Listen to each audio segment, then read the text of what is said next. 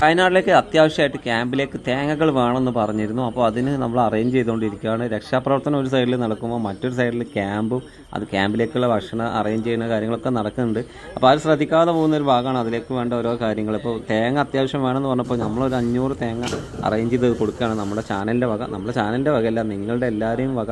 നിങ്ങളൊക്കെ വീഡിയോ കാണുന്നതുകൊണ്ടാണ് നമുക്ക് ഇങ്ങനത്തെ കാര്യങ്ങളൊക്കെ ചെയ്യാൻ പറ്റുന്നത് കേട്ടോ. ഇതുപോലുള്ള സഹായങ്ങൾ ഇനിയും ചെയ്യണമെന്നുണ്ട്. ഓരോ ഘട്ടമായിട്ട് 1ാം ഘട്ടമായിട്ടാണ് നമുക്ക് ഈ തേങ്ങ വിടുന്നത്. അപ്പോൾ വീഡിയോ എടുക്കുന്നതും വീഡിയോ പരിപാടികൾ ഒരു സൈഡിൽ ചാനലിൽ വരുന്നുണ്ട്. അത് ഇങ്ങനത്തെ കാര്യങ്ങൾ അത് മറ്റൊരു സൈഡിൽ നടക്കുന്നുണ്ട്. അപ്പോൾ എല്ലാവരുടെയും സപ്പോർട്ടിന് നന്ദി.